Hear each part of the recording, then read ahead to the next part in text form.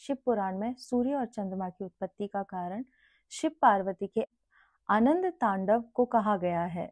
जब शिव और पार्वती आनंद तांडव करते हुए एक होने लगे, तब शिव जी के नेत्रों से निकली ऊर्जा सूर्य बन गई और देवी पार्वती की कांतिमान देह से चंद्रदेव आकाश में स्थापित हो गए। व्याख्या करते हुए कहता है कि जब श्री हरि विष्णु के नाभि कमल पर बैठे ब्रह्मा जी ने आंखें खोली तो देखा कि कहीं कुछ भी नहीं है। तब उनके मन में यह भाव जागा कि वह एक और अकेले हैं। वेदों में इसे एको अहम अहम बहुश्यामी कहा गया है, यानी कि एक हूं पर बहुत होना चाहता हूं।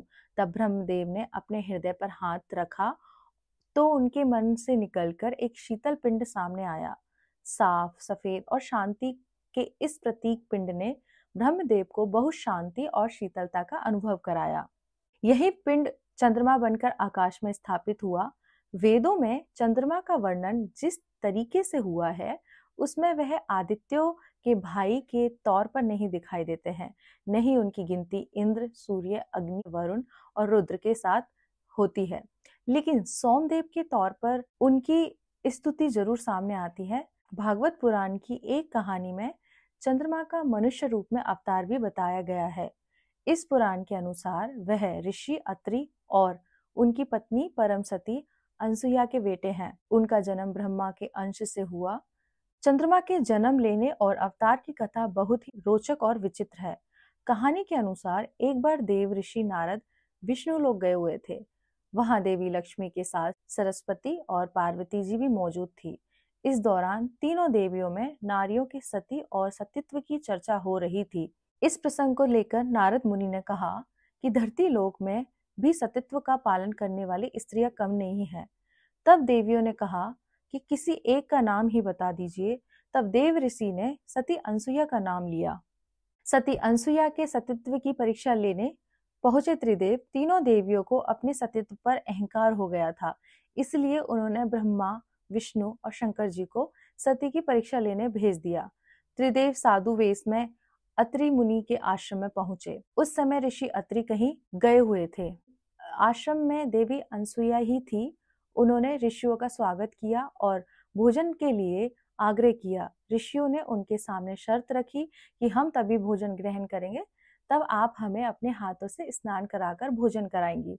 सती अनसुईया ने उनकी बात मान ली और कहा ठीक है, आंगन में चलिए। इसके बाद ऋषि पत्नी तुरंत ही अपने योग बल से उन तीनों ऋषियों को 6 महीने के नवजात बालकों में तब्दील कर देती हैं और जैसे माँ बच्चों को स्नान कराती हैं वैसे ही स्नान कराया और फिर उन्हें दूध पिलाकर सुला दिया।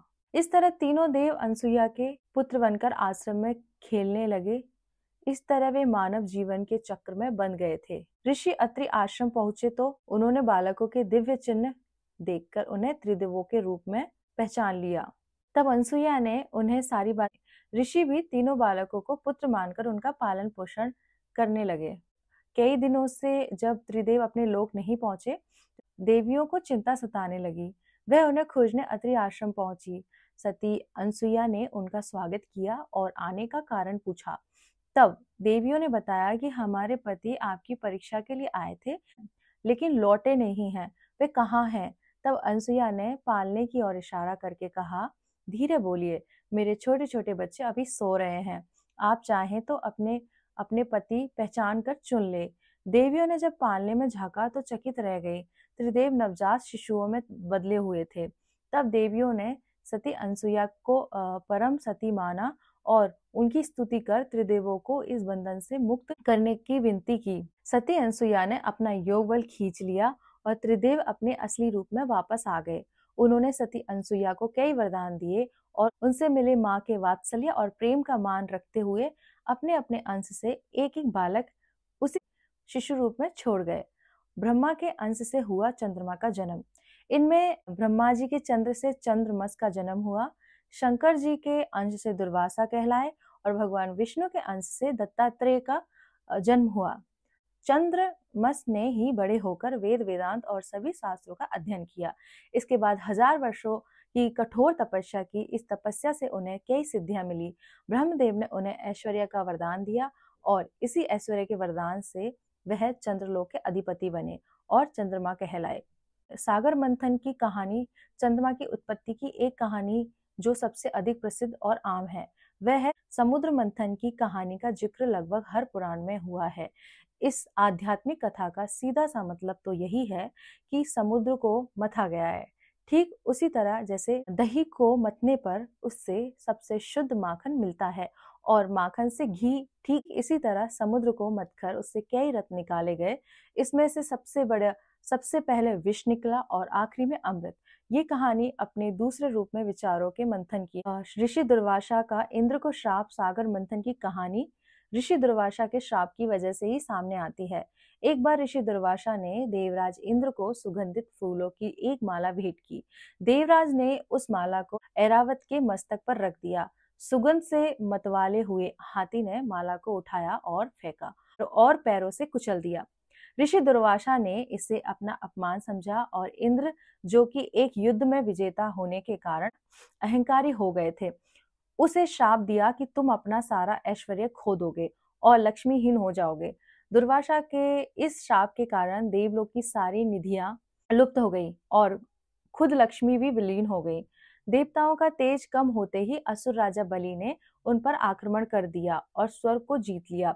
समुद्र से निकले 14 रत्न तब भगवान विष्णु ने देवताओं की प्रार्थना पर फिर से उनके उत्थान के लिए सागर मंथन का सुझाव दिया। लेकिन सागर मंथन ने तो देवताओं के अकेले के बस की बात थी और न ही असुरों के लिए। इसलिए देवों और असुरों में एक समझौता हुआ जिसके तहत सागर मंथन होना तय हुआ। इसी सागर मंथन से पहले विष निकला जिसे शिवजी ने पिया।